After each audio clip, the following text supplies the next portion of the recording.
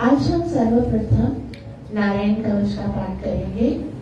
ये बहुत ही शक्तिशाली स्तोत्र है जिसको पढ़ने से जीवन में आने वाली हर एक संकट को हम दूर कर सकते हैं। यदि हम पूर्ण श्रद्धा और विश्वास के साथ इसको पढ़ते हैं तो इसका बहुत लाभ मिलता है।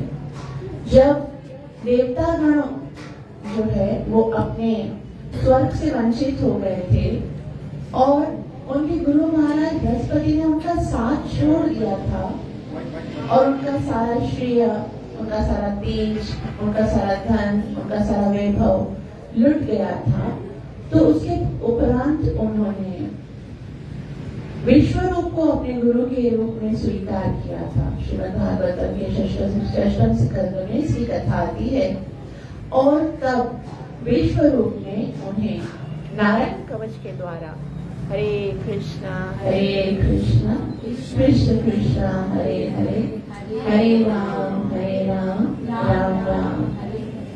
उन्हें असुरों पर विजय प्राप्त हुई, उनका सारा धन, वैभव, श्री सब कुछ उन्हें पुनः प्राप्त हो गया। और इस के प्रतिफल में, श्रुति फल में शुकदेव गोस्वामी लिखते हैं कि कोई भी समस्या ऐसी नहीं है जिसका समाधान नारायण कवच से नहीं हो सकता। तो इसको हम यहाँ पर पढ़ेंगे और इसको सीखने का भी प्रयास करेंगे ताकि हम इसको रोज पढ़ सके और हमारे जीवन की सारी समस्याएं जो हैं वो इन आध्यात्मिक शब्दों के द्वारा सॉल्व हो जाए। शब्दों में बहुत पावर होता है यदि उनके प्रति हमारी श्रद्धा हो। ओम अथ श्री नारायण कवचम। ओम हरिर्विद्या मम सर्वरक्षा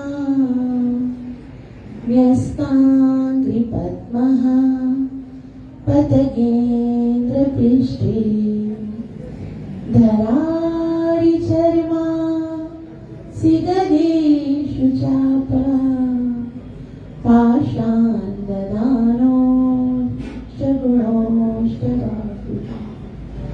जलेषु मां रक्षतो मत्स्यमूर्ति यादो गणेभ्यो वरुणस्य पाशा स्थलेषु माया वटुवामनोव्या त्रिविक्रमः केवतु विश्वरूपः दुर्गेष्वटव्या जिमुखादिषु प्रभु पायान् नृसिंहो सुरयूथपारी विमुञ्चतो यस्य महाट्टहासम् दिशो विनेदुर्न्यपतंश्च गर्भा रक्षध्वसो माध्वनीयज्ञकल्पः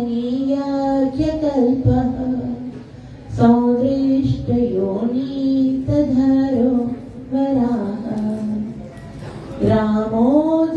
रामोऽधिकूटिष्वथ विप्रवासी स लक्ष्मणो व्यात् भरताग्रजोऽस्मान् मामोग्रधर्मान्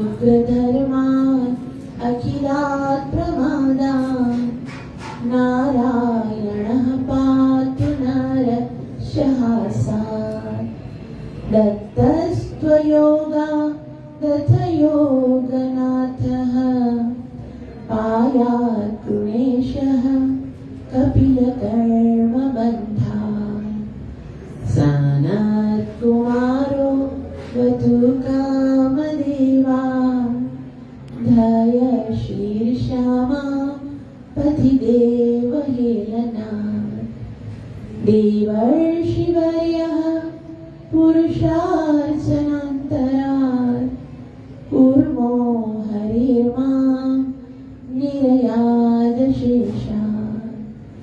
धन्वन्तरि भगवान् पात्वपथ्यात् द्वन्द्वात् भयाद्रीशवो निर्जितात्मा यज्ञश्च लोका दवता जनान्ता बलो गणात् क्रोधवशादहीन्द्रः द्वैपायनो भगवान् प्रबोधात् बुद्धस्तु पाषण्डगण प्रमादात् कल्किः कलिकालमालात् प्रपातु धर्मावनायो रुकृतावतारः मां केशवो गदया प्राप्तरव्यात् गोविन्द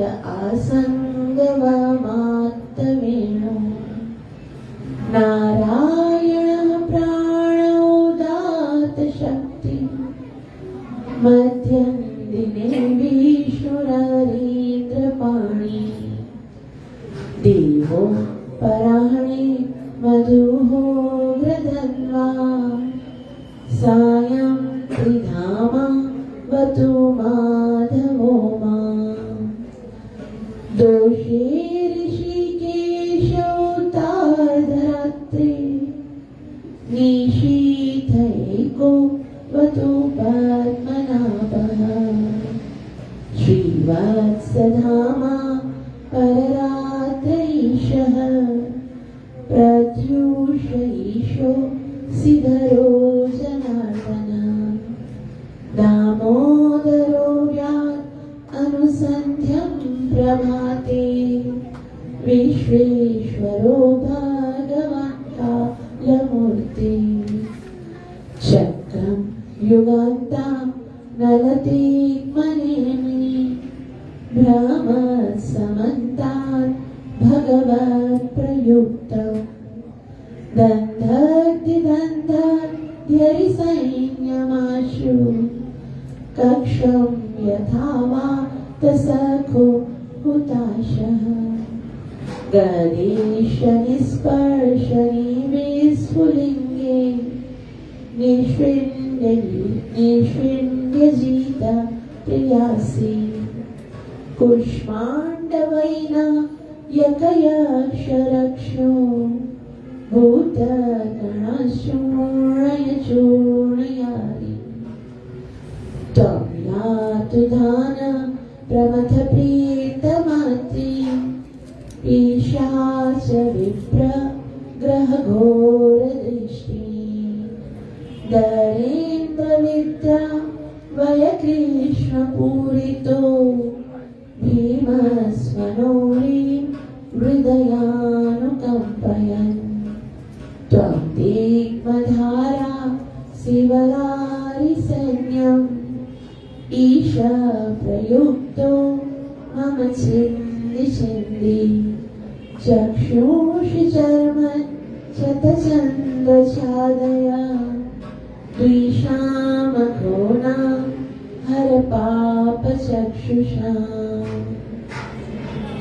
यन्नो भयं ग्रहेभ्यो भूत् केतुभ्यो नृभ्य एव च सरीसृपेभ्यो दंष्ट्रेभ्यो भूतेभ्यो होभ्य एव च सर्वाणि तानि भगवान् नामरूपानुकीर्तनान् प्रयान्तु संशयं सद्यो येन श्रेयः प्रदीपका गरुडो भगवान् स्तोत्रः तोभ्यश्छन्दोमयः प्रभु रक्षत्वशेषकृच्छ्रेभ्यो विश्वक्सेन स्वनामभिः सर्वापद्भ्यो हरे नाम रूपयानुयुधानिनः बुद्धिन्द्रियमनः प्राणान् पान्तु पार्षदभूषणान् यथा हि भगवानेव वस्तुतः सदसच्चयत् सत्येनानेन न सर्वे यान्तु नाशम् उपद्रवा यथैकाज्ञानुभावानां विकल्परहितं स्वयं भूषणायुधलिङ्गाख्या दत्ते शक्तिः स्वमायया तेनैव सत्यमानेन सर्वज्ञो भगवान् हरि पातु सर्वैश्वरूपेण सदा सर्वत्र सर्वगा वीदिषु दिक्षु त्वमदा समन्तात् अन्तर्बहिर्भगवान् नारसिंह प्रहापयन् लोकभर स्वनेन स्वतेजसागस्तसामस्ततेजम् इति श्रीनारायणकवचम् सम्पूर्णम्। हरे कृष्ण कृष्ण कृष्ण हरे हरे हरे राम राम राम हरे राम। ग्रंथराज श्रीमद् भागवत महापुराण की Shrimad Bhagavatam canto 10 chapter number 21 जिसका नाम है गोपियों द्वारा कृष्ण के वेणु गीत की सराहना करना। हम अभी कृष्ण के वेणु गीत को स्मरण कर रहे हैं, पढ़ रहे हैं। बहुत बड़ा सौभाग्य है कि अत्यंत ही सुंदर शब्दों को श्रवण करने का, पढ़ने का हमें अवसर मिला है।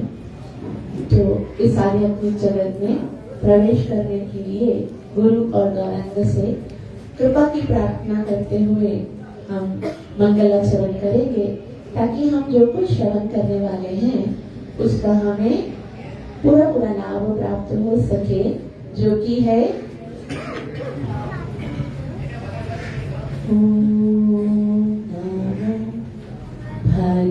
भगवती वासुदेवाय।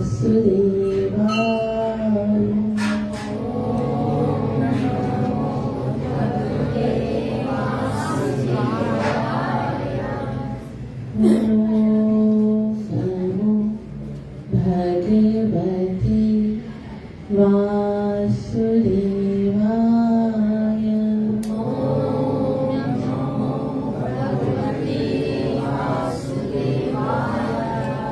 ओम नमो भगवते वासुदेवाय।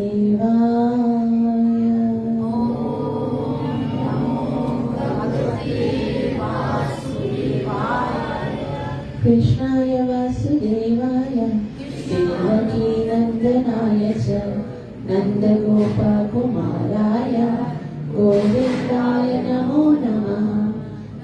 पंकजनाभाय नमः पंकजमालिने नमः पंकजनेत्राय नमस्ते पंकजाङ्घ्रये कृष्णाद्वदीयपदपङ्कजपञ्जरान्तम् अद्वैव मानसराजहंसा प्राणाप्रयाणसमये कफवातपित्ते कण्ठावरोधनविदो स्मरणं कुतस्त्वम् आराध्यो भगवान् ब्रजेशतनाय तद्धाम वृन्दावनं रम्याकाशिदुपासना व्रजवधू वर्गेण या कल्पिता श्रीमद्भागवतं प्रमाणममालं प्रेम पुमर्थो महा श्री चैतन्य महाप्रभु मतमिदम् तत्राधरो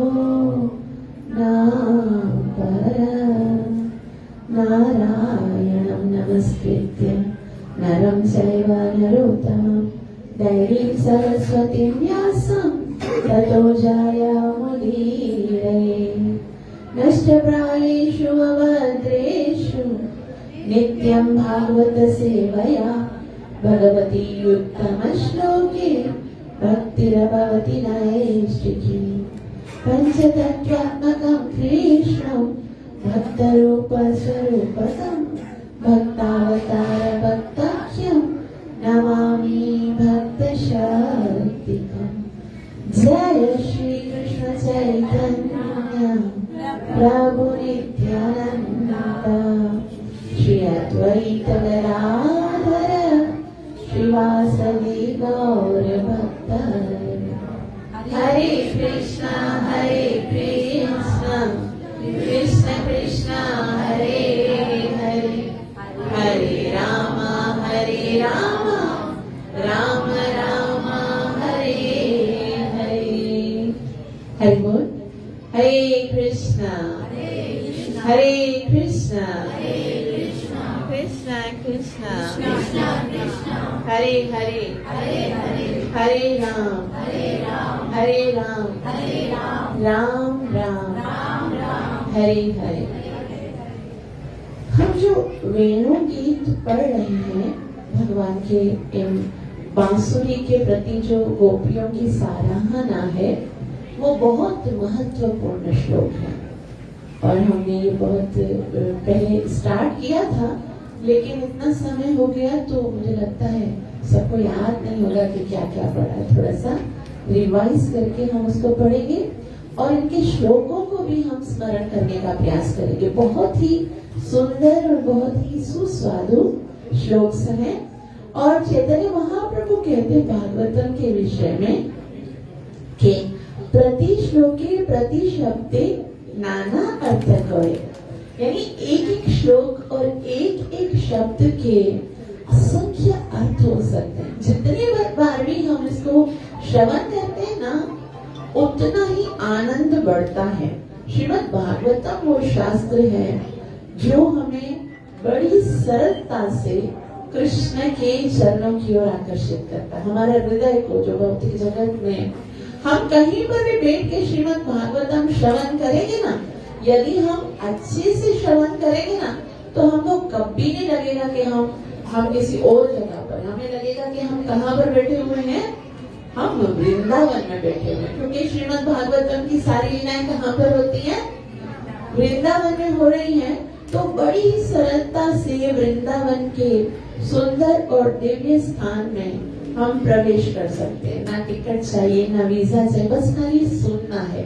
यहाँ बैठे बैठे ही जब हम श्री सुखदेव गोस्वामी के इन अत्यंत ही सुस्वादु, क्योंकि सुखदेव गोस्वामी ने कैसा बना दिया इनको इतना मीठा, शुकमुखादमृत नव संयुत, अमृतमय ये शब्द हैं, उनको सुनते ही डेट से वो जगह जहाँ पर के कृष्ण लीला कर रहे होते ना, उधर हम जा सकते हैं। तो यदि हमको वास्तविक आनंद लेना है तो हम अपनी स्थिति को भूलकर हम कृष्ण की लीला में खो जाएं। और क्या हो रहा है वहां पर, कौन सा सीन चल रहा है, प्रत्येक वस्तु जो शब्द है ना, उनके द्वारा सुखदेव गोस्वामी ने इतना ड्रामेटिकली शब्दों को वर्णन किया है कि आपको लगेगा वो मुझे दिख रहा है, एकदम सीन की तरह एक श्लोक को उन्होंने वर्णन किया है। तो उन श्लोकों के द्वारा हम वृंदावन में प्रवेश करने का प्रयास करेंगे। सब मेरे साथ जिनके पास श्लोक हैं वो देखें, आप दो लोग भी करके देखें, फिर मेहरबान आपको भी पढ़ना है, ध्यान से पढ़ें, ठीक है। श्री शुक उवाच इत्थं शरत् स्वच्छ जलम् पद्माकर सुगन्धिना न्यविशद्वायुना वातम् स गोपालकोच्युतः इत्थं शरत् स्वच्छ जलम् पद्माकर सुगन्धिना न्यविशद्वायुना वातम् स गोपालकोच्युतः इत्थं शरत् स्वच्छ जलम् पद्माकर सुगन्धिना न्यविशद्वायुना वातम् स गोपालकोच्युतः श्री शुक उवाच इत्थं शरत् स्वच्छ जलम् पद्माकर सुगन्धिना न्यविशद्वायुना वातम् स गोपालकोच्युतः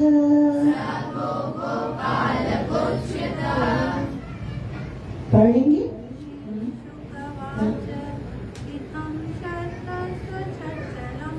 इत्थं शरत् स्वच्छ जलम् पद्माकर सुगन्धिना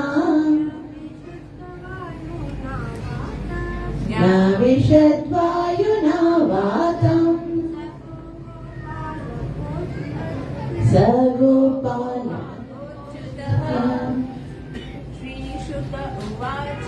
श्री शुक उवाच इत्थं शरत् स्वच्छ जलम् पद्माकर सुगन्धिना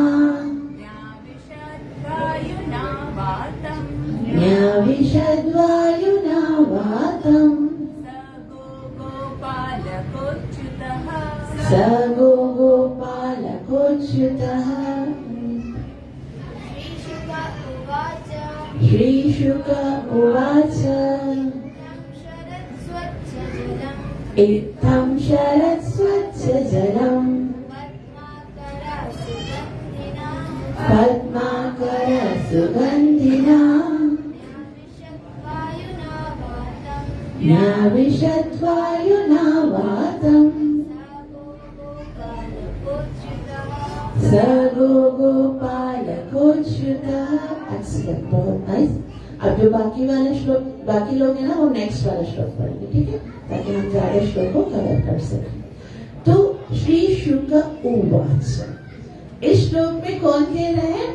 शुकदेव गोस्वामी कह रहे हैं। और शुकदेव गोस्वामी क्या कहते हैं? एकदम शरद। अब कौन सा समय आ गया है? शरद। शरद ऋतु आ गई। शरद पहले कौन सी ऋतु थी? वर्षा ऋतु। वर्षा ऋतु में क्या होता है?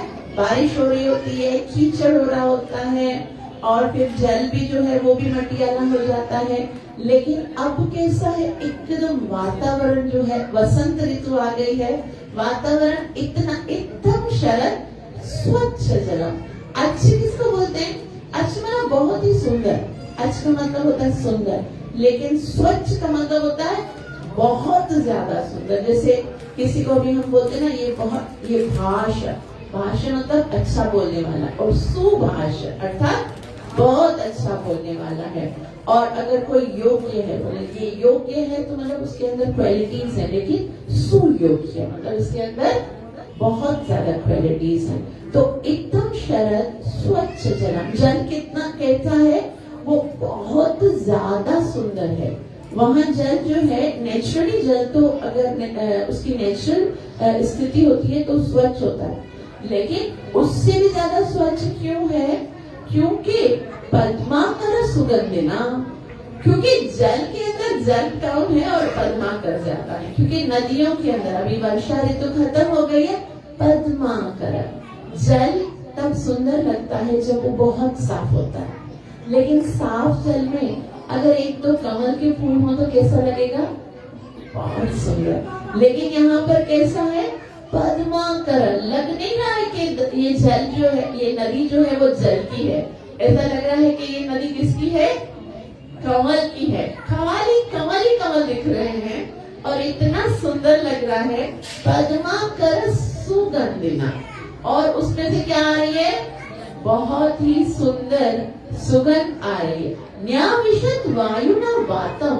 और फिर वो जो वायु आ रही है, अब जो वायु आ रही है वो कैसी होगी? वैसे नॉर्मली भी जो वृंदावन में वायु चलती है ना, ऐसा कहते हैं आचार्यगण कि जब वो वायु बरसाना से श्रीमती राधा रानी के गांव से होती जब वृंदावन में आती है तो कृष्णा के पीतांबर के खाली कोने को भी टच कर देती है ना, तो कृष्ण उसको देखकर उसको उस वायु को धन्यवाद करते हैं और कहते हैं धन्याति धन्य पवनेन कृतार्थमानि। हे पवन, मैं तुम्हारा कृतार्थी हूँ, तुमने मुझे ऋणी कर दिया क्योंकि तुम श्रीमती राधा रानी के गांव से बहती आई हो, मुझे श्रीमती राधा रानी का स्मरण कराया। तो वो जो साधारण वायु जो आ रही है उसको भी भगवान क्या कहते हैं? कृतज्ञता अपनी बताते हैं। अब तो ये वायु कैसी है? वो तो पद्म, एक तो वायु आ रही है और फिर जल किससे भरा हुआ है? पद्मों से, कमल से भरा हुआ है और उसकी सुगंध लेके आ रही है। तो उस सुंदर वायु के बारे में उसका क्या कहना? क्योंकि वो इतना मधुर समय है, वो शरद ऋतु इतनी प्यारी है कि न्याविशत वायु ना वाता। और कृष्ण क्या कहें? सगो गोपाल अच्युता। वहां पर कृष्ण जो है वो आए हैं। अब कहाँ जा रहे हैं कृष्ण? वन में जा रहे हैं। जंगल से वृंदावन जो कि एक विलेज है, उससे अब कहाँ जा रहे हैं? वृंदावन में, जहाँ पर वन में पशुओं को चराने के लिए जाते हैं ना, वहां पर कृष्ण जा रहे हैं। और केवल आनंद का समय यहाँ पर बता रहे हैं। सब कहाँ किस किस के साथ जा रहे हैं? गोपाल, गोपालों के साथ और गैयों के साथ। कौन जा रहा है? अच्युत, है ना? सर्वो गोपाल अच्युतः। अच्युत किसको कहते हैं पता है? किसको कहते हैं? हाँ, अच्युत का मतलब एक होता है कि जो गलती करना जानता ही नहीं है, जिससे कभी कोई गलती नहीं होती। कभी कभी हमको लगता है ना हमारे जीवन में कुछ उल्टा पुल्टा हो जाता है, तो कभी लगता है कि ऐसा कैसे भगवान कर सकते हैं, लेकिन उसको गलती करना आती नहीं है। हमको नहीं समझ में आता, वो एक अलग बात है, लेकिन वो जो करता है वही परफेक्ट होता है, वही कल्याणकारी होता है, वही सही होता है। और वो अगर गलती से भी कुछ गलती कर दे तो भी वो सही होता है, क्योंकि वही सही होता है जो वो करता है।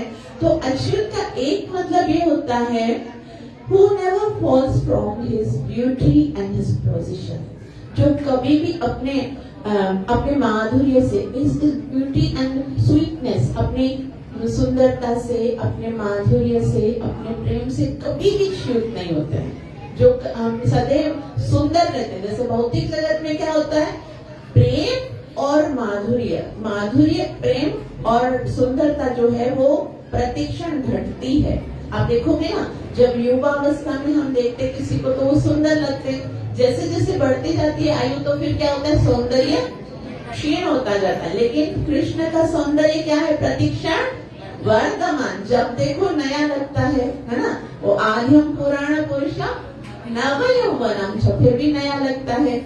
और उसके साथ साथ में प्रेम भी होता है ना, जो हम संसार से जब प्रेम करते ना, प्रेम करते करते शुरू में जो पहली नजर का मतलब पहला, तब तो ऐसा लगता है ना कि बस उसके बगैर, फिर धीरे वो प्रेम में भी क्या आती जाती है, कमी आती जाती है। फिर जब मिल जाते हैं फिर तो प्रेम नहीं रहता, फिर खाली ऐसा लग रहा है ड्यूटी पूरी कर रहे, तो प्रेम खत्म हो जाता है।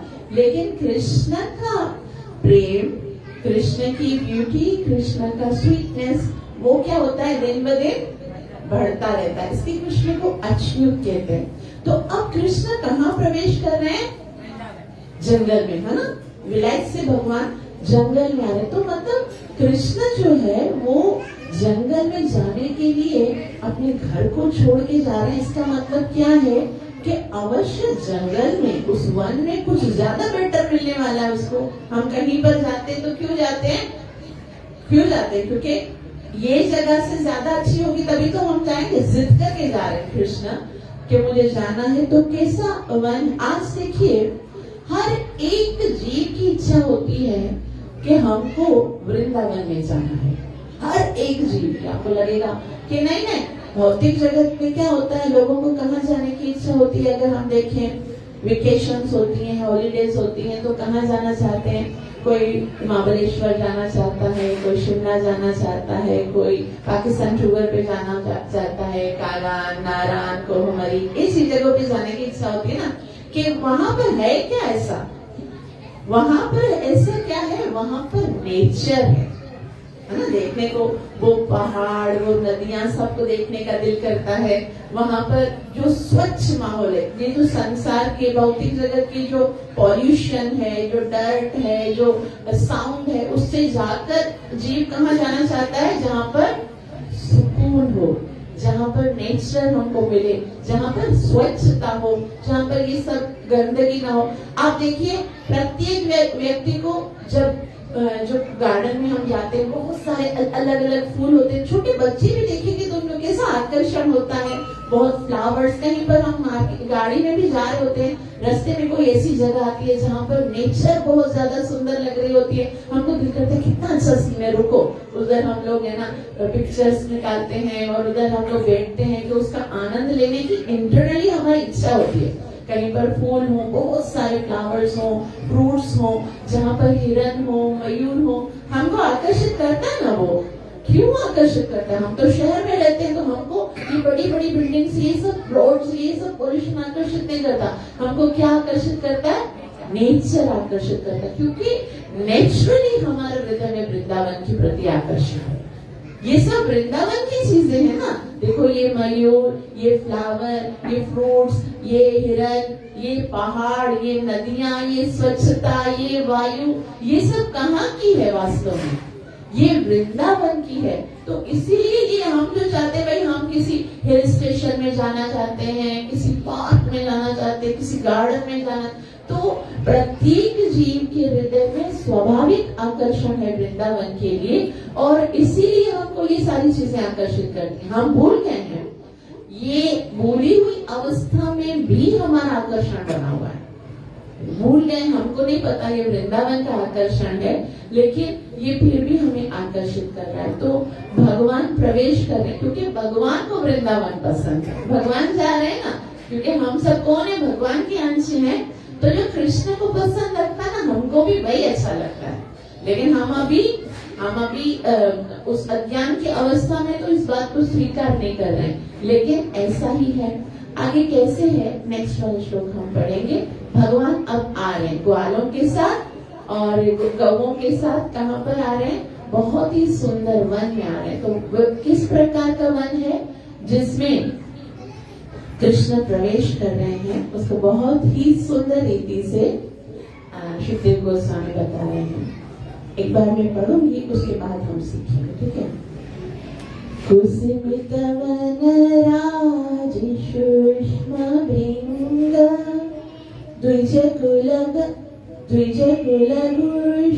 सरसरिं महीन्द्रा मधुपतिरवगाह्यचारयन्गा सह पशुपालबलशुकु जवेणु।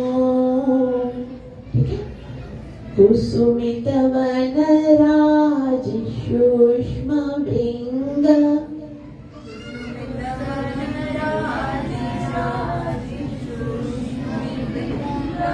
कुसुमित वनराज शुष्मभृङ्ग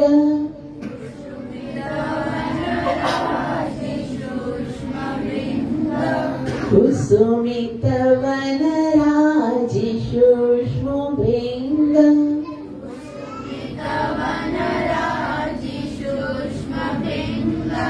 कुसुमित वनराज शुष्मभृङ्ग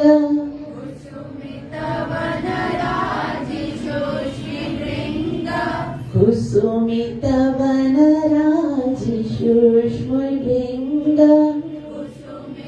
वनराज शुष्मभृङ्ग द्विजकुलघुष्टु सरसरिं महीन्द्रा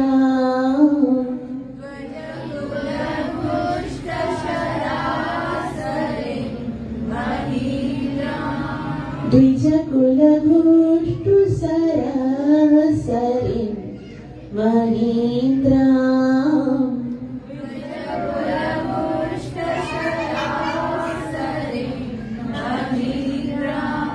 मधुपतिरवगाह्यचारयन्गा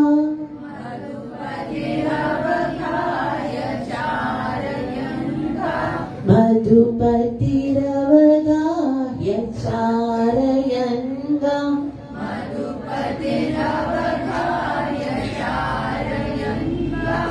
सह पशुपालबलशुकु जवेणु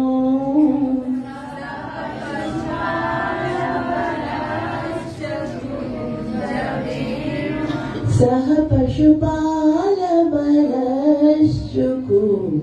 जवेणु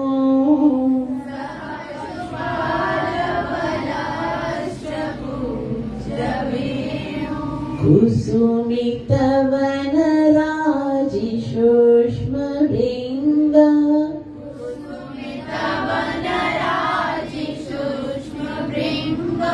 द्विजकुलघुष्टु सरसरिं महीन्द्रा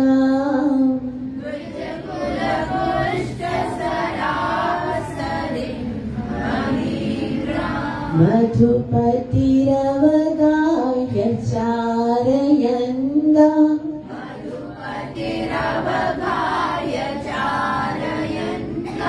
सह पशुपालबलशुकु जवेणु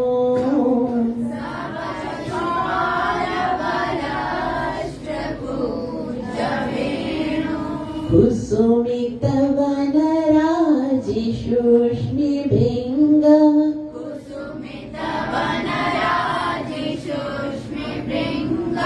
द्विजकुलघुष्ट सरसरिं महीन्द्रा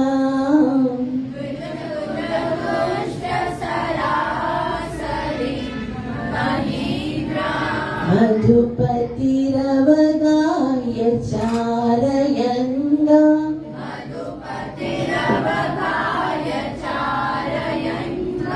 सह पशुपालबलशुकु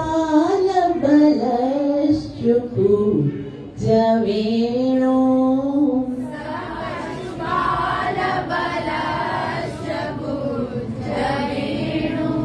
कृष्ण।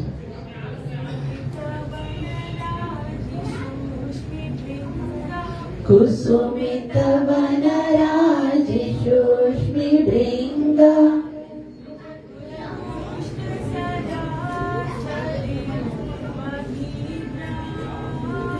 द्विजकुलघुष्ट सरासरि महीद्रा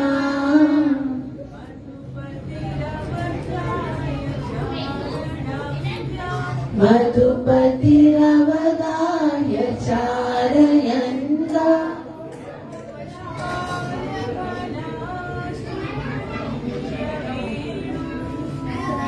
सह पशुपालबलश्चुकु जवेणु।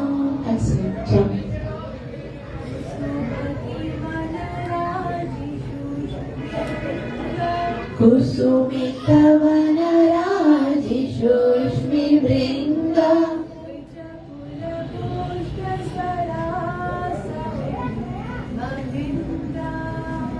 द्विजकुलदुष्ट सरासरि महीन्द्रा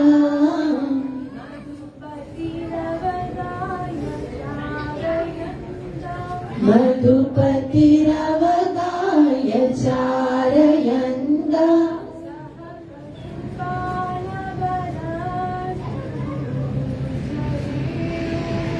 सह पशुपालबलश्चकु जवेणु। अनिता पढ़ोगे?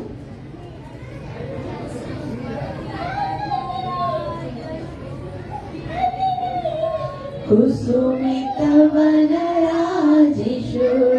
भृङ्ग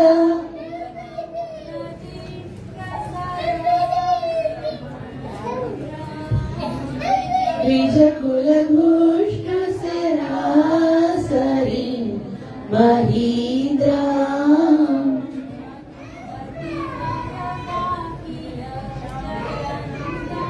मधुपतिरवगाह्य चारयन्ता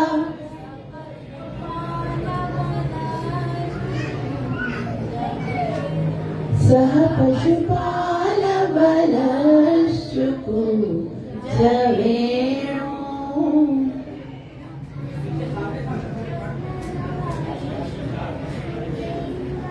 कुसुमित वनराजिषोष्मि भृङ्ग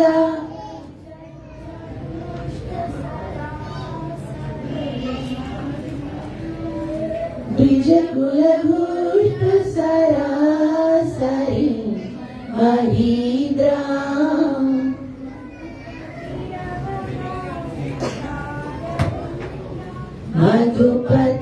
मधुपतिरवगाह्य चारयन्ता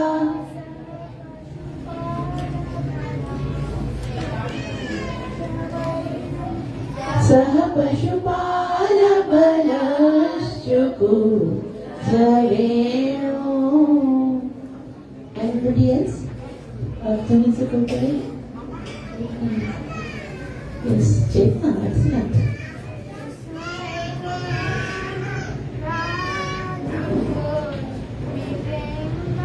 कुसुमित वनराजिषोष्मि भृङ्ग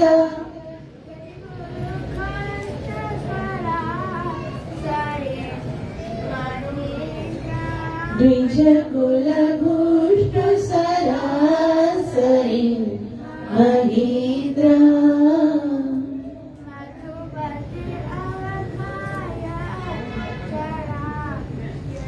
मधुपतिरवगाह्य चारयन्ता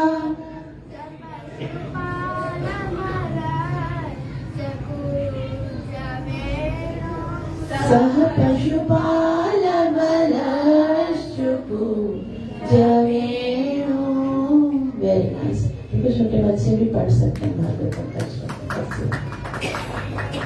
तो यहाँ पर क्या है, श्री अभी जिस वन में भगवान प्रवेश किए हैं उस वन की शोभा के विषय में बताना है। भगवान आए हैं तो वो कौन सा वन है? कुसुमित वनराज।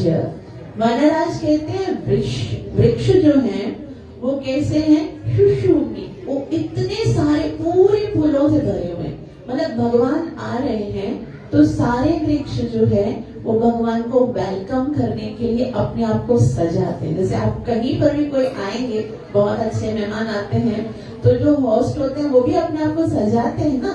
तो अभी वन के होस्ट कौन है? वृक्ष हैं। तो वृक्षों ने खुद को इतना सुंदर सजा के रखा, कुसुमित वनराज शुष, और फिर उनको सजा के फिर वो जो सारे भंवरे हैं ना, वहां पर फूल हैं इतने सारे, तो भंवरे क्या कर रहे हैं? शुष्म भृंग, भंवरे जो हैं वो उन फूलों का रस चूस के मतवाले हो रहे हैं। इतने ज्यादा सुंदर फूल हैं और उतने ज्यादा सुंदर फूलों को देखकर सारे जितने भी भंवरे हैं वो वहां पर आ गए हैं।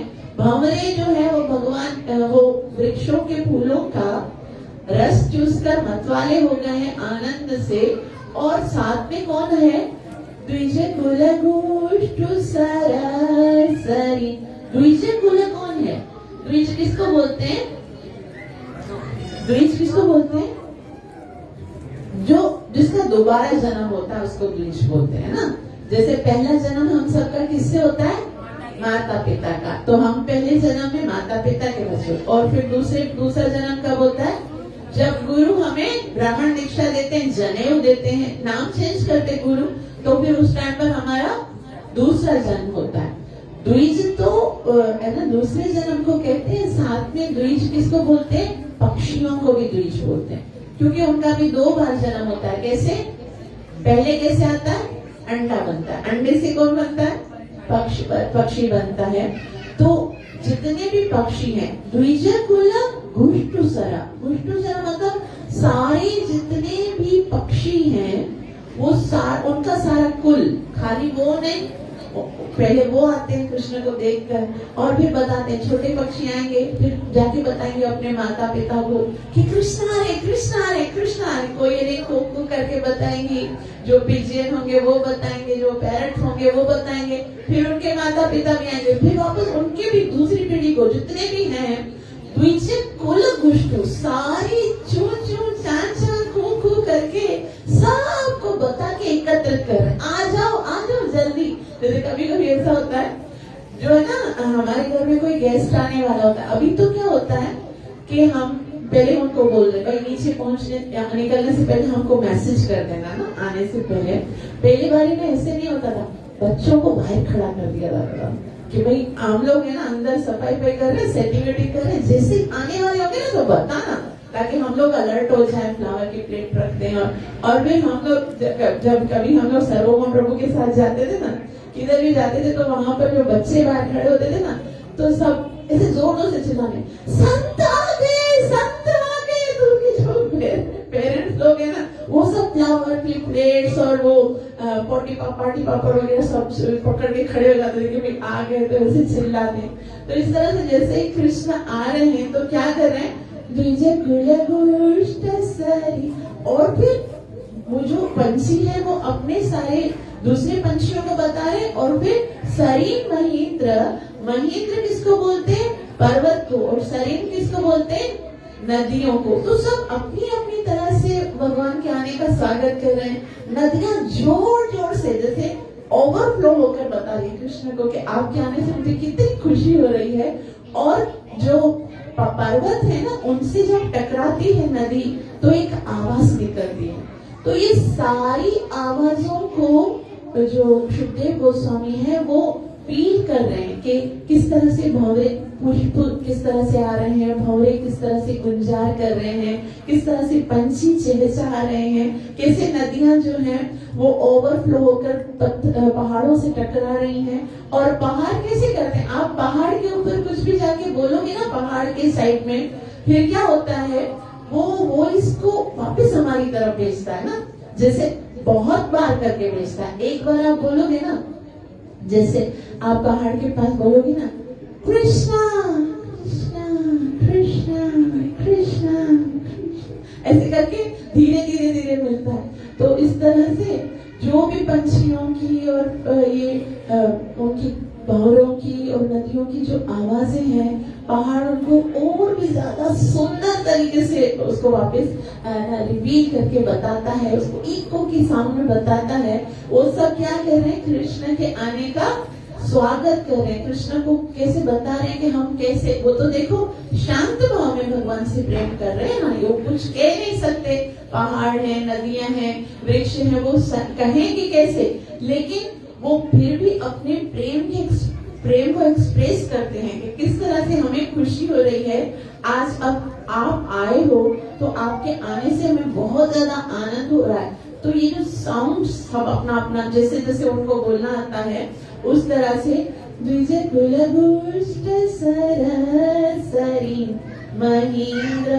तो ये वृंदा देवी ने इतने अच्छे से अरेंजमेंट किया है सारा, कि सारे जितने भी कृष्ण के चाहने वाले हैं उन सबको एकत्रित किया है और बोला है जैसे ही अब कृष्ण आने वाले हैं तो करो एक्सप्रेस, जैसे भी आपको करना आता है अपने भाव को प्रकट करो कृष्ण के आने के कारण। और जैसे कृष्ण जो है वो प्रवेश कर रहे हैं तो क्या होता है, मधुपति तो यहाँ पर कृष्ण को क्या कहा गया है, मधुपति। तो सनातन गोस्वामी बोलते हैं मधु का मतलब होता है एक, मतलब बहुत सारे अलग अलग, कृष्ण के एक एक चरण को अलग अलग तरीके से डिस्क्राइब करते हैं। तो मधुपति का मतलब होता है यदुपति, क्योंकि कृष्ण कौन है, यादव है, आए तो बालों के साथ है लेकिन है कौन, वो तो प्रिंस है ना, यदुपति है। तो वो भगवान जब आ रहे हैं तो यहाँ पर मधुपति किसको बताए, कृष्ण, लेकिन कृष्ण के होते हुए भी रव गाय चारे अंगे, वो किसको चढ़ाने के लिए आए, गाय को चढ़ाने, यानी कि भगवान अपने भक्तों से कितना प्रेम करते हैं कि वो मधुपति है ना। कृष्ण क्या है, प्रिंस है। अगर देखा जाए तो प्रिंस ऑफ वृंदावन भी है, क्योंकि जो वृंदावन के राजा हैं उनका बेटा है। तो राजा के बेटे थोड़ी ना गैया चराने जाते हैं, उनके तो सर्वेंट्स जाते हैं, उनके तो बहुत ज्यादा बहुत, क्योंकि सेवक होते हैं वो जाएंगे ना सेवा करने के लिए। राजा का बेटा तो क्या करेगा, पलंग पे बैठेगा, टांगे लंबी करेगा और फिर उसको है ना अलग से सारी चीजें लेकर आएंगे, कुछ ना पीने के लिए देंगे, उसकी कोई टांगे दबाएंगे, वो करेगा ना, राजा का बेटा है। कृष्ण क्या है, कृष्ण वो प्रिंस है, वो और साथ साथ में वो क्या है, वो तो भगवान भी है। अगर देखा जाए तो कृष्ण भगवान है, कृष्ण प्रिंस है, लेकिन फिर भी वो क्या कर रहा है, मधुपति रव गाय सारयंगा, वो अपनी गैयों से इतना प्रेम करता है कि उनको चराने के लिए वो अपने, वो जैसे हम बोलते हैं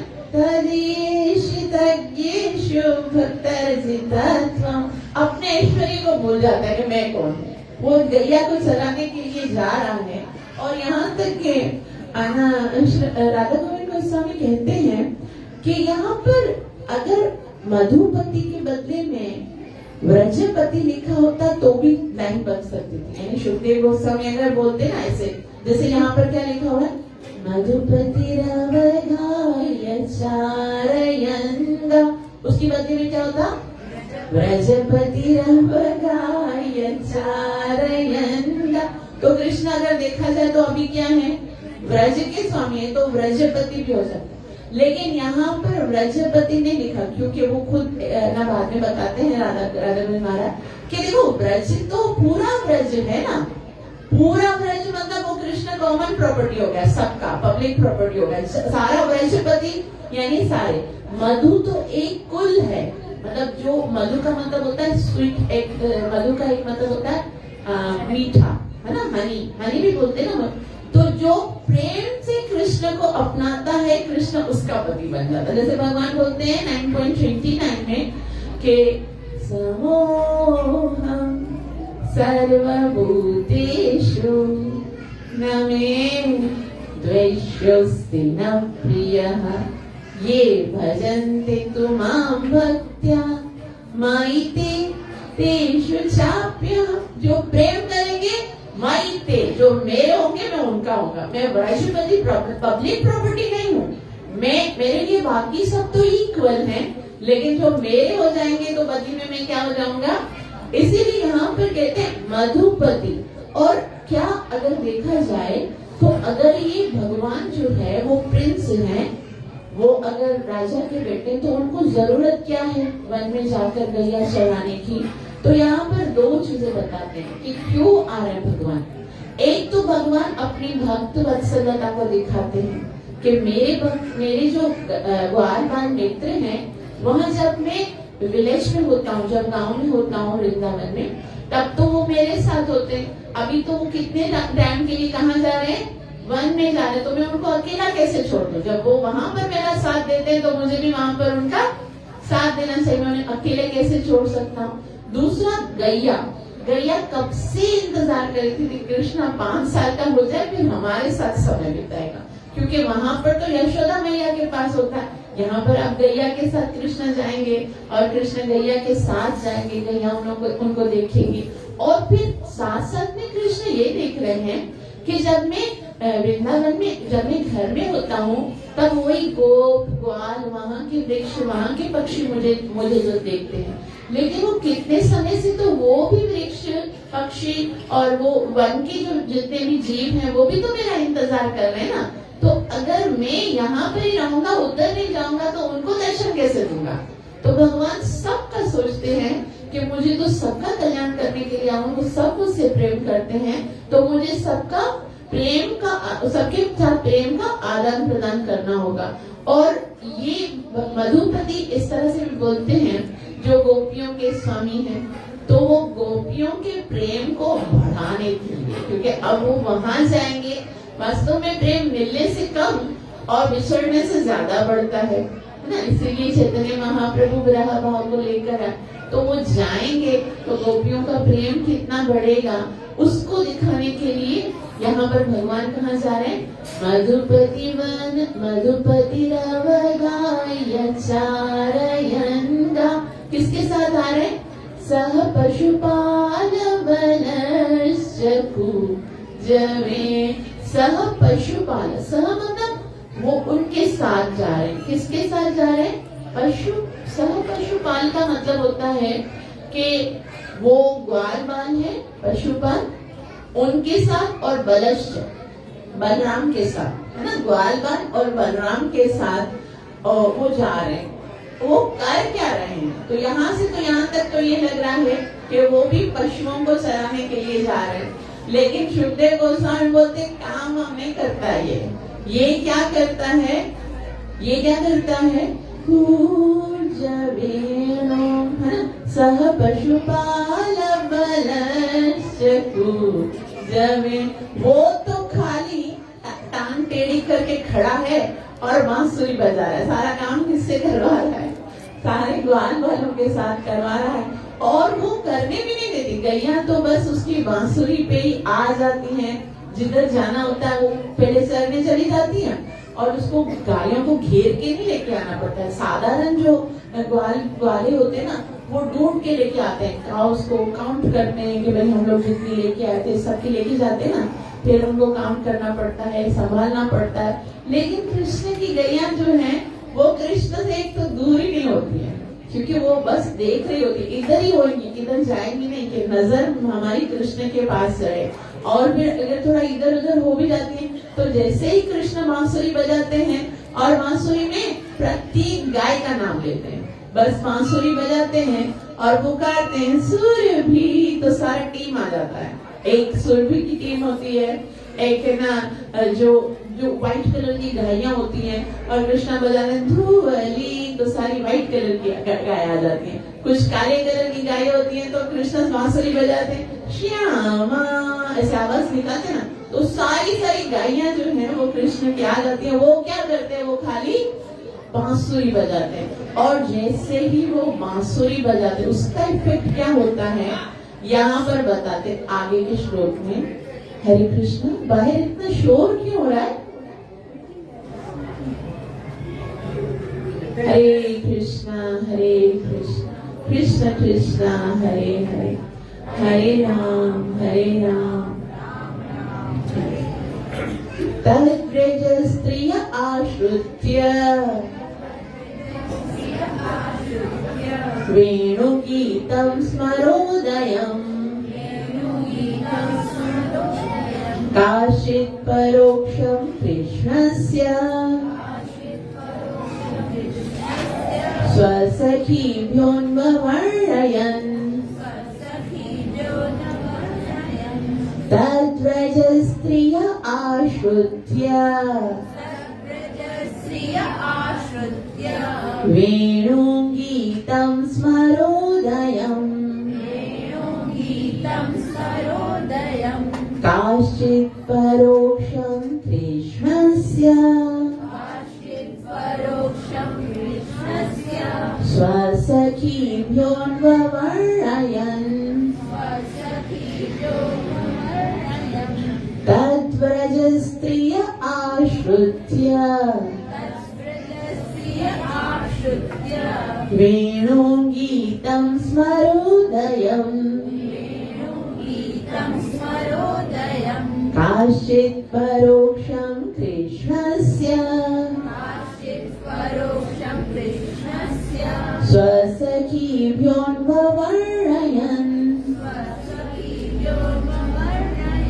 तद्व्रजस्त्रिय आश्रित्य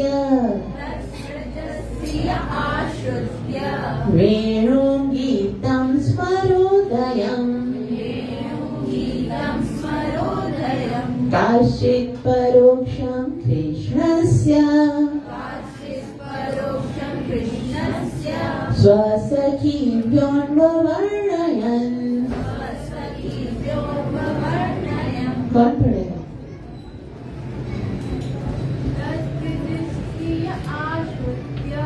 तद्व्रजस्त्रिय आश्रित्य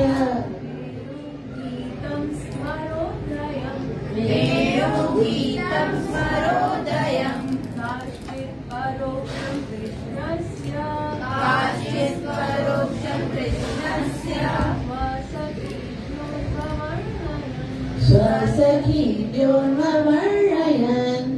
आप किसी के पास पेपर नहीं है क्या? ओ, यहाँ पर पेपर नहीं दिया। और कौन पढ़ेगा? सभी अनम आप पढ़ो। तद्व्रजस्त्रिय आश्रित्य वेणुं गीतं स्मरोदयम् काचित् परोक्षं कृष्णस्य स्वसखीभ्योऽन्ववर्णयन्। भाभी पढ़, आप पढ़ो। तद्व्रजस्त्रिय आश्रित्य वेणुं गीतं स्मरोदयम् काचित् परोक्षं कृष्णस्य स्वसखीभ्योऽन्ववर्णयन्।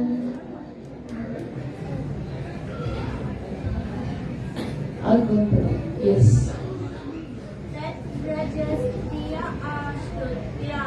तद्व्रजस्त्रिय आश्रित्य वेणुं गीतं स्मरोदयम्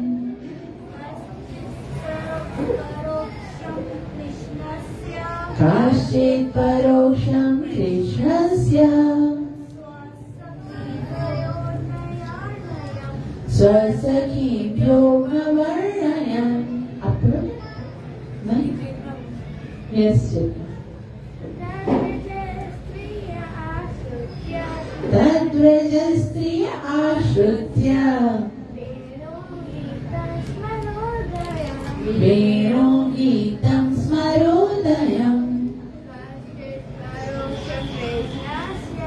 काचित् परोक्षं कृष्णस्य स्वसखीभ्योऽन्ववर्णयन्। तद्व्रजस्त्रिय आश्रित्य। तत् माना उस समय। उस समय किस समय? जब कृष्ण वन में प्रवेश किए थे और क्या कर रहे थे? बांसुरी बजाना शुरू किया। उस समय व्रज स्त्रिय, वो वहां पर जो व्रज में स्त्रियां बैठी थी। अभी प्रॉब्लम क्या है? कृष्ण जब घर में होते हैं तो वन के पशु और वन के पक्षी है ना वो रोना शुरू कर देते कि कृष्ण कब मिलेंगे। और जब कृष्ण वन में जाते हैं तो गोपियां परेशान हो जाती हैं कि कृष्ण कब आएंगे, कृष्ण कब आएंगे।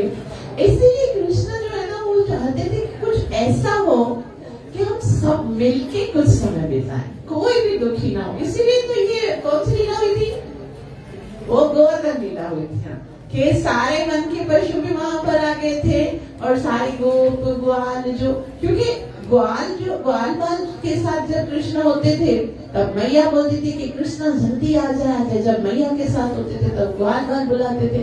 तो एक साथ सबका समन्वय नहीं हो पाता था। इसलिए कृष्ण ने बोला चलो कुछ तो ऐसा किया जाए कि कुछ समय सब खुशी से रहे। अब क्या हुआ, बांसुरी बज रही है तो तद ब्रजस्त्रिय आश्रुत्य, आश्रुत्य मतलब कृष्ण की उस बांसुरी को सुना। किसने? ब्रज की गोपियों ने जब सुना। हालांकि देखो कृष्ण की बांसुरी कहाँ बज रही है, वन में बज रही, और गोपियां कहाँ पर है, घर में है। लेकिन कृष्ण की बांसुरी ऐसी है, मैजिकल है, मतलब कृष्ण जिसको सुनाना चाहेंगे ना उसको सुनेगा। सामने वाले के पास बैठकर भी सुनाएंगे, हो सकता है उसको नहीं सुने, और कहीं पर भी कोई हो तो उसको सुनाई देगी। तो जिस गोपी को सुनाना, अभी दो सास गोपियों को नहीं सुनाना चाहते, बहू गोपियों को सुनाना चाहते हैं, तो बहू वाली गोपियां सुनती है, सास वाली गोपियां बोलती इसको क्या हो गया, अभी तो सही काम कर रही थी, इसको क्या हो गया, काम उल्टा सीधा कर रही है। तो आशुद्ध वेणु गीतम स्मरोदया, और जैसे स्मरोदय का मतलब होता है कि उनके हृदय में प्रेम जो है, कृष्ण का प्रेम ओवरफ्लो होने लगा। जैसे प्रेम तो हर जीव के अंदर है, नित्य सिद्ध कृष्ण प्रेम है। प्रत्येक जीव चाहे वो कितना ही नालायक से नालायक जीव हो ना, लेकिन उसका कृष्ण के साथ प्रेम है ही है। वो कृष्ण के प्रेम के बगैर जीव का अस्तित्व ही नहीं है। और साथ में ये भी बताया जाता है, आचार्यगण बताते हैं कि जो भी जीव हैं, चाहे अभी वो पशु योनि में हो, पक्षी योनि में हो, जितने भी जीव हैं उनका कृष्ण के साथ एक न एक रस में संबंध है। मतलब ऐसा कोई भी जीव नहीं है जिसका कृष्ण के साथ प्रेम नहीं हो, कृष्ण के साथ कोई संबंध में रस में संबंध ना हो। कौन से रस होते हैं, कितने रसों में हम कृष्ण से प्यार कर सकते हैं? पहला है शांत रस, ठीक है, पहला है शांत रस, उसके बाद दास रस, उसके बाद सखा रस, उसके बाद वात्सल्य रस और माधुर्य रस। हर एक जीव का कृष्ण के साथ इनमें से किसी न किसी एक रस में जरूर कोई संबंध है। आज वो भले कितना बड़ा बहुत बड़ा टेररिस्ट बन गया हो, उस समय बिन लादेन भी बन गया हो, कुछ भी बन गया हो, आज वो अपनी परिस्थिति के अनुसार वो अपराधी बन गया है, लेकिन आखिर तो वो कृष्ण का अंश है ना। और अंश का कृष्ण के साथ प्रेम का नित्य सिद्ध संबंध है। अभी वो कैसे, क्योंकि अभी वो सो गया है, वो संबंध का प्रेम जो है वो सुषुप्त अवस्था में है। वो कैसे जागृत होता है? श्रवण आदि शुद्ध चिते करे उदय। जब हम श्रवण करते हैं और फिर क्या करते हैं, भगवान के पवित्र नाम का जप करते हैं। तो चैतन्य महाप्रभु क्या कहते हैं? श्रेय कैरव चंद्रिका वितरणम। श्रेय कैरव, जिस तरह से चंद्रमा की किरणें जब कमल के ऊपर पड़ती हैं तो कमल खिलने लगता है, उसी तरह से श्रेय कैरव चंद्रिका वितरणम हरिनाम संकीर्तनम। जब हम हरिनाम संकीर्तन को सुनते हैं, भगवान के पवित्र नाम को जप करते हैं, तो वो जो सोया हुआ प्रेम है वो खिलने लगता है। और इस तरह से अब क्योंकि गोपियों का तो प्रेम पहले से खिला हुआ है, और साथ में उनको क्या सुनाई दी? बांसुरी सुनाएगी, तो फिर तो उनका प्रेम जो है वो ओवरफ्लो होने लगा, बिल्कुल अब हृदय में रुका नहीं। तो काशित परोक्षम कृष्णस्य, काशित परोक्षम, काशित मतलब उनमें से कोई, सारी गोपियां नहीं, कुछ जो बिल्कुल बर्दाश्त ना कर सकी, वो परोक्षम मतलब एकांत में लेके गई कृष्ण के स्वसखीभ्योर्मवर्णतम्, और फिर अपनी अपनी जो बहुत ज्यादा घनिष्ठ सखी है ना, उसको साइड में लेके गई और फिर बताने लगी कि अब मुझे कृष्ण की बहुत याद आ रही है। क्या याद आ रही थी कृष्ण? वो सारी गोपियां जो है जैसे ही बांसुरी सुनती हैं तो कृष्ण के प्रेम में बहुत ज्यादा विह्वल हो जाती हैं, और फिर वो क्या करना चाहती है, कृष्ण जिसके बारे में जब बहुत ज्यादा याद आती है तो क्या करना चाहते हैं, हम उसको कुछ दूसरों को उसके बारे में कुछ बताते हैं कि मुझे बहुत याद आ रही है, मैं क्या करूं। तो किसी को दिल अपना खोल के बताते तो थोड़ी सी शांति आती है। फिर क्या होता है, आगे पढ़ेंगे। तद्वर्णि तमारब्धा स्मरन्त्यः कृष्ण चेष्टितम् नाशकन् स्मर वेगेन विक्षिप्त मनसो नृप तद्वर्णयितुम् आरब्ध स्मरन्त्य कृष्ण चेष्टितम् नाशकन् स्मर वेगेन विक्षिप्त मनसो नृप तद्वर्णयितुमारब्ध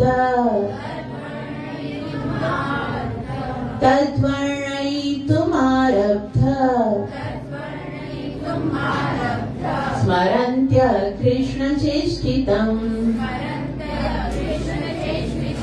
नाशकन् स्मर वेगेन विक्षिप्त मनसो नृप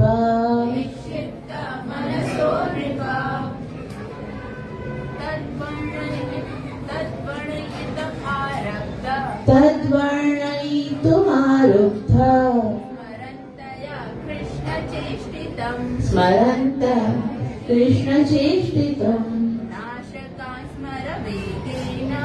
नाशकन् स्मर वेगेन विक्षिप्त मनसो नृप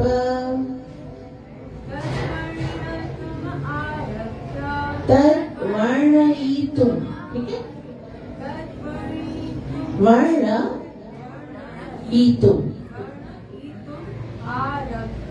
तद्वर्णयितुम् आरब्ध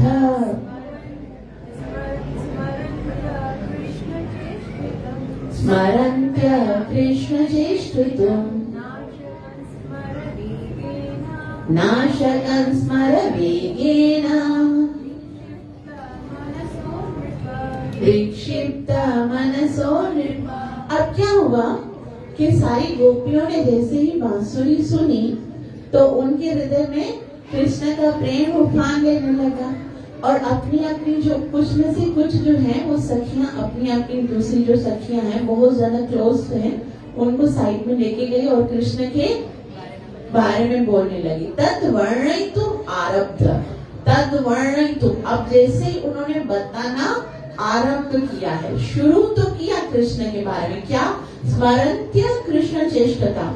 अब वो कृष्ण के चेष्ट को, कृष्ण के चेष्टिताओं को अर्थात कृष्ण के नाम को स्मरण करने लगी, कृष्ण के गुणों को स्मरण करने लगी, कृष्ण के रूप को स्मरण करने लगी, और वो बात बता रही कैसे कि कृष्ण के नेत्र कैसे हैं, वो किधर देखता है, कृष्ण के जो जब वो देखता है तो उसके देखने के क्या तरीके हैं, वो किस उसकी बाहुएं जो हैं वो कैसे हिलती हैं, और कृष्ण के बहुत ही सुंदर बिंबाभन जैसे चीक्स हैं उनके बारे में, कृष्ण की मधुर मुस्कान के बारे में वो सब याद करें। वर्णयितुम् कृष्ण चेष्टितम् स्मरन्त्य कृष्ण चेष्टितम्, भगवान की जो सारी चेष्टिताएं हैं कि वो कैसे त्रिभंग की तरह खड़ा होता है, और वो जब देखता है वो कैसे करता है, वो हंसता है तो कैसा लगता है, उसके बाल कैसे हैं, उसका, और हर एक चीज कृष्ण की ब्रॉड लॉयल लाइक जो उसकी चेस्ट है उसको बताते वक्त कृष्ण कैसा लगता है। कृष्ण के बहुत ही लॉन्ग और स्नेक लाइक जो भगवान के बाजू हैं। आचार्यगण बोलते हैं कृष्ण के आर्म्स हैं जो कृष्ण के वो सिर्फ सांप की तरह हैं, इतने हैं जैसे सांप होता है ना, किसी को अगर जकड़ लेता है अजगर तो फिर वो कुछ भी कर ले उसको छोड़ नहीं देता। उसी तरह से कृष्ण जब एक बार अपने भक्त को पकड़ लेता है, और भक्त को तो क्या, अगर कृष्ण किसी असुर, अभी देखो पूतना तो वो क्या थी, जहर लगा के आई थी ना, मारने के लिए आई थी, और कृष्ण ने ऐसा उसको पकड़ा, ऐसा जोर से पकड़ा, वो बोल रही है छोड़ रे छोड़, मुझसे तो और वो कृष्ण बोलता है आप मुझे बोल रहे हो, मगर मुझे तो मैया ने छोड़ना सिखाया नहीं। बोले कृष्ण पकड़ो, ऐसे पकड़ना ही सिखाया है। तो कभी तृणावर्त आ जाता है, उसके गले कृष्ण इतना जोर से पकड़ते हैं, वो सोचता है मैं इसको खींच के ऐसे पकड़ के पटक दूं, लेकिन कृष्ण इतना जोर से पकड़ते, इतना टाइट से पकड़ते, गला घुट के मर जाएगा लेकिन छोड़ेगी नहीं। तो उसको छोड़ना तो आता ही नहीं है। तो कृष्ण के बहुत ही सुंदर सुंदर चेष्टाओं को वो याद करती हैं और फिर बोलना शुरू करती हैं। तद वर्णित तो आरब्ध मतलब अभी वो शुरू कर रहे हैं, लेकिन शुरू करने के बाद क्या होता है, नाशकं स्मर वेगेन, नाशकं, लेकिन फिर भी वो शक्कन का मतलब होता है कि वो जो है वो अशक्त अपने आप को समझते, असमर्थ होती है, उनको सामर्थ्य नहीं होता है, मतलब वो बोलना चाहती हैं लेकिन वो बोल नहीं सकती। अच्छा देखो, जब हम कुछ बोलना चाहते हैं और बोल नहीं पाते हैं, उसके अलग अलग कारण होते हैं। जैसे अगर हम किसी के बारे में बोलना चाहते हैं लेकिन बोल नहीं पाते, तो उसका पहला एक कारण होता है लैक ऑफ इंफॉर्मेशन, कि हमको पता ही नहीं है। अभी जैसे मुझे आप बोलो कि आप हमें वर्ल्ड जो जंग हुई थी, पहली जंग के बारे में ना, वर्ल्ड वॉर के बारे में बताओ, तो मैं खड़ी हो जाऊंगी, मुझे तो कुछ पता ही नहीं होगा कि क्या हुआ था ना, वर्ल्ड वॉर जो वॉर थी उसके बारे में मुझे पता ही नहीं होगा। तो कुछ लोग जो होते हैं उनको पता नहीं होता, तो वो उनको बोलने के लिए कहा जाए तो वो बोल नहीं सकते। दूसरा कारण ये हो सकता है कि उनको पता तो हो लेकिन उनकी इच्छा ही नहीं हो। जैसे अभी मुझे हो सकता है कि ये पता हो नया एक वायरस आ रहा है ना, वो कौन सा वायरस आ रहा है, वो ओमिक्रॉन के नाम से ये कुछ हो रहा है, लेकिन मुझे उसके बारे में इंटरेस्ट नहीं है। कोई मुझसे पूछे तो मैं उसको बताने की इच्छा ही नहीं करूंगी, तो मुझे बता। अभी देखो दूसरा कौन सा एक कारण होता है कि मैं अगर बोलना चाहूं, लेकिन है ना कभी कभी ऐसा होता है पता बहुत कुछ होता है और बोलने की इच्छा भी होती है, लेकिन स्टेज फेयर ना, पब्लिक को देखकर पूरा ऐसा लगता है कि मुंह से कुछ निकलता ही नहीं है। कुछ लोग को बहुत बोलना आता है लेकिन माइक पे नहीं बोल सकते हैं, वो पब्लिक पे नहीं बोल सकते। या फिर कुछ ऐसा होता है कि कुछ ऐसी चीजें हैं जो आपको पता भी है, आप बोल भी सकते हो, आपको पब्लिक का फेयर भी नहीं, लेकिन कुछ चीजें ऐसी हैं जो कि हमको बतानी ही नहीं चाहिए। हमें पता है कि ये चीजें नहीं बतानी चाहिए। जैसे अगर किसी ने कुछ अपराध किए हैं तो वो बातें तो पब्लिकली बताने की नहीं है ना, हम क्यों बताए किसी के बारे में। या अभी देखो गोपियों का इनमें से कुछ भी नहीं है। आचार्यगण बोलते हैं पहला क्या था कि लैक ऑफ इंफॉर्मेशन। गोपियों को तो कृष्ण के आदि से लेकर अंत तक सारे काम बताए, क्या क्या करता है, कैसे है वो, तो वो बता सकती है, उनके पास बहुत नॉलेज है कृष्ण के लिए, लेकिन फिर भी नहीं बोल रहे हैं। तो ये कारण तो नहीं है। दूसरा क्या कारण था कि इंटरेस्ट नहीं हो। अभी इंटरेस्ट क्या है, भगवान कहते हैं 10.9 में कि कथयन्तस्य मां नित्यं तुष्यन्ति च रमन्ति च। जो मेरे भक्त हैं मुझसे प्यार करते हैं, उनको तो खाली इसी में मजा आता है। किसमें? कथयन्तस्य मां नित्यं, कि मेरे बारे में बोलता रहे और सुनता रहे। तो उनको तो कृष्ण, वो तो कृष्ण की भक्त भी है, कृष्ण से कितना प्यार करती है। आप बताओ, जिससे प्यार करते हैं उसके बारे में बोलने में मजा आता है कि नहीं आता? आता है ना। जिससे भी हम प्यार करते हैं तो फिर कृष्ण से तो वो कितना प्यार करती है, फिर क्यों नहीं बोल सकी? क्या स्टेज फेयर है उनको? कभी नहीं। वो तो किसी के सामने भी धो डालेंगी उनको, है ना। कृष्ण के बारे में तो बोलना कि और वो इतना एक्सपर्ट है बोलने के लिए कि किसी भी चीज में हमेशा कृष्ण को हरा देती है। जब वो कृष्ण गोपियां आई थी रासलीला के लिए, तो कृष्ण ने उनको कितने अच्छे तर्क दिए थे कि देखो आप इतने अच्छे घरों की बहू हो, आपको रात को इधर नहीं आना चाहिए, आप लोग जाओ अपने घर में। तो फिर गोपियों ने कितने तर्क देकर कृष्ण को हरा दिया था। बोला था आप कहते हो अपने पतियों के साथ रहना चाहिए, और हम कहते हैं कि हम ये शरीर नहीं है, हम आत्मा है, आत्मा के पति तो आप हो। तो फिर हमने तो सही किया ना, हम अपने परम पति के पास आए, हमें आप कैसे निकाल सकते हो? आपको तो हमें हमारे जो प्रेम का अधिकार वो देना पड़ेगा। तो इतने अच्छे है ना वो देकर, प्रमाण देकर, तो गोपियों के पास वो तो सक्षम है, उनको कोई डर नहीं है, उनको डर भी नहीं है, नॉलेज भी है, वो प्रेम भी कर सकती है, बोल सकती है। और दूसरा क्या था कि कुछ ऐसे कार्य जो पब्लिक में बताने योग्य नहीं हो। अभी कृष्ण की बातें किससे छुपी हुई है ना? नारद, देवल, आसत, व्यास सब इसी की कथाएं करते रहते, तो कोई ऐसी बात नहीं है जो छुपाने योग्य हो। उसका तो हर कार्य जो है वो क्या है, बल्कि बताने वाला है। बताने की चीज यही है जो कृष्ण ने किया। तो आखिर ऐसा क्या है कि वो बोलना चाहती है, लेकिन ना शक्न समरण वेगेन, वो इसलिए नहीं बोल सकती हैं क्योंकि विक्षिप्त मनसो नृप, क्योंकि प्रेम के कारण उनका जो कंठ है ना वो रुद्ध हो गया। कभी कभी ऐसा होता है कि जब प्रेम बहुत ज्यादा बढ़ जाता है तो हम जो है वो बात ही नहीं कर पाते, या फिर दुख जब बहुत ज्यादा बढ़ जाता है, जब बहुत ज्यादा दुख बढ़ जाता है तो फिर आवाज बंद हो जाती है, हम बोल नहीं सकते हैं। तो अभी गोपियों को क्या दुख है, बहुत सारी बातें हैं, लेकिन यहाँ पर खत्म करेंगे। बहुत ही सुंदर एक यहाँ पर बात है जिसको करके हम खत्म करेंगे कि आचार्यगण कह रहे हैं कि गोपियों को दुख ये बात का हो रहा है कि हम जो है वो स्त्रियां क्यों बन गए। यहाँ पर व्रज स्त्रिया, 10 व्रज स्त्रियां आश्रित स्त्री लिखा हुआ ना, तो उनको सबसे ज्यादा दुख हो रहा है कि हम अभी फीमेल में क्यों आए हैं, फीमेल के शरीर में क्यों आए हैं, क्योंकि हम स्त्रियां तभी तो दूर है ना। अगर हम पुरुष होती तो कृष्ण के साथ होती, खेलने भी जाती उसके साथ, वन में भी जाती उसके साथ, हर समय कोई बोलने वाला होता, कोई बल्कि बोलती सब लोग जाओ जो कृष्ण के साथ खोलो। उनके जो बाल हैं उनकी तो माताएं जो है ना वो जबरदस्ती बेचती हैं, जो नहीं भी होते वो भी उनको भी जबरदस्ती बेचती हैं, जाओ कृष्ण जा रहा है वन में, जाओ उनके साथ जाओ, कृष्ण के साथ जाओ, कृष्ण के साथ खेलो कृष्ण।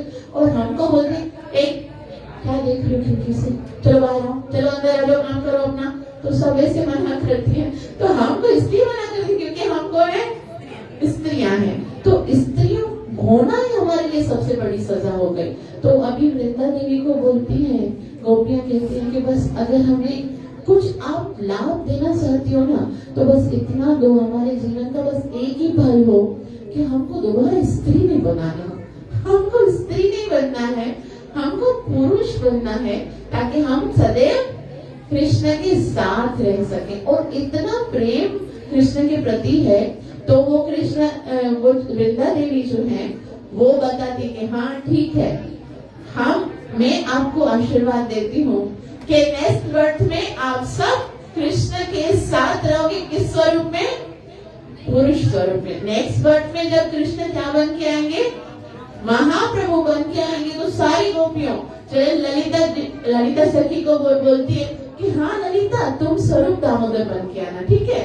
विशाखा सखी तुम क्या बन के आना? राय रामानंद बन के आना। और फिर रूप मंजरी को बोलती है तुम रूप गोस्वामी बन के आना। और गदाधर पंडित को बोलती है राधा रानी तुम्हारी शक्ति इसके स्वरूप में। तो सारी गोपियों को आश्वस्त करती कि आपको चिंता करने की जरूरत नहीं, अभी महाप्रभु के रूप में आएंगे और आप सब कृष्ण के पार्षद के रूप में, मेल रूप में आओगे। और फिर रात भर श्रीवास आंगन में कीर्तन करेंगे, पूरी रात नृत्य करेंगे, पूरी रात कीर्तन करेंगे, कोई कहने वाला नहीं, दरवाजा बंद होगा और मजा करेंगे। और आंगन, श्रीवास आंगन में इतना नृत्य होगा कृष्ण के साथ, चैतन्य महाप्रभु के साथ प्रेम का आदान प्रदान होगा। और आपकी सारी इच्छाएं पूरी होंगी। तो इस तरह से चैतन्य महाप्रभु के स्वरूप में कृष्ण ने आकर गोपियों की इस इच्छा को पूरा किया। आप सबको बहुत बहुत आभार जो इतना प्रेम से श्रवण किया। कृपया मुझे आशीर्वाद अवश्य दीजिएगा कि मैं अपनी सेवा साधना को अच्छे से कर सकूं और निरपराध भाव से नाम जप करके गुरु और कृष्ण को प्रसन्न कर सकूं। वेणु गीतम की, ग्रंथराज श्रीमद् भागवत महापुराण की, पतित पावन नित्य महाप्रभु की, गौर प्रेमानंदी। हरे कृष्ण कृष्ण कृष्ण हरे हरे, हरे राम राम राम हरे हरे। युद्धार्थ हरिनाम संकीर्तन यज्ञ की, कलि पावन अवतार चैतन्य महाप्रभु।